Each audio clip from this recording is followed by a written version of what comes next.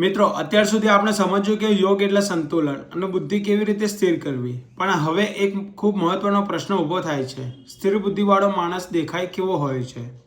એ બોલે કેવી રીતે? એ સુખ દુઃખમાં કેવી રીતે રહે છે? આજના શ્લોકોમાં શ્રી કૃષ્ણ અર્જુનને એ જ માણસનું જીવતું ઉદાહરણ આપે છે. આજે આપણે સમજીશું સ્થિત પ્રજ્ઞ પુરુષ એટલે કોણ. ચાલો તો શરૂ કરી શ્રીમદ ભગવદ્ ગીતા અધ્યાય 2 શ્લોક 54 થી 59. મિત્રો, શ્લોક 54માં અર્જુન પોતે જ કૃષ્ણને પૂછે છે, હે કૃષ્ણ, જેનું બુદ્ધિ સ્થિર છે એ માણસ બોલે કેવી રીતે, બેસે કેવી રીતે અને ચાલે કેવી રીતે? અર્થાત અર્જુન જાણવા માંગે છે કે સ્થિર બુદ્ધિ કોઈ વિચાર નથી પણ જીવનશૈલી છે. શ્લોક 55માં શ્રી કૃષ્ણ કહે છે, સ્થિત પ્રજ્ઞ પુરુષ એ જ છે જે પોતાની અંદરની ઈચ્છાઓ છોડી દે છે અને આત્મામાં જ સંતોષ અનુભવે છે. આજે આપણા જીવનમાં પણ એવું જ કંઈક થાય છે. જ્યારે ઈચ્છાઓ આપણને ચલાવે છે ત્યારે મન અશાંત રહે છે, પણ જ્યારે માણસ અંદરથી જ સંતોષ પામે છે ત્યારે બહારની વસ્તુઓ તેને હલાવી શકતી નથી. શ્લોક 56માં કૃષ્ણ કહે છે, જે માણસ દુઃખ આવે ત્યારે વ્યથિત થતો નથી અને સુખ આવે ત્યારે અહંકારમાં નથી ફસાતો, એ જ સાચો સ્થિર બુદ્ધિવાળો માણસ છે. એવો માણસ ભાવનાઓનો દબાવ નથી બનતો પણ ભાવનાઓનો માર્ગદર્શક બને છે.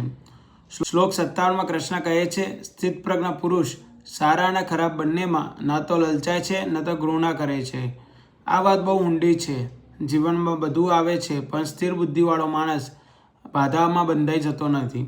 શ્લોક 58માં કૃષ્ણ એક સુંદર ઉદાહરણ આપે છે. જેમ કાચબો પોતાના અંગોને અંદર ખેંચી લે છે, એ જ રીતે સમજદાર માણસ જ્યારે જરૂર હોય ત્યારે પોતાની ઇન્દ્રિયોને સંયમમાં રાખે છે. આજે આપણા માટે આ શ્લોક બહુ ઉપયોગી છે. મોબાઈલ, ક્રોધ, લાલચ આ બધામાં સંયમ રાખવો એ જ સાચી બુદ્ધિ છે.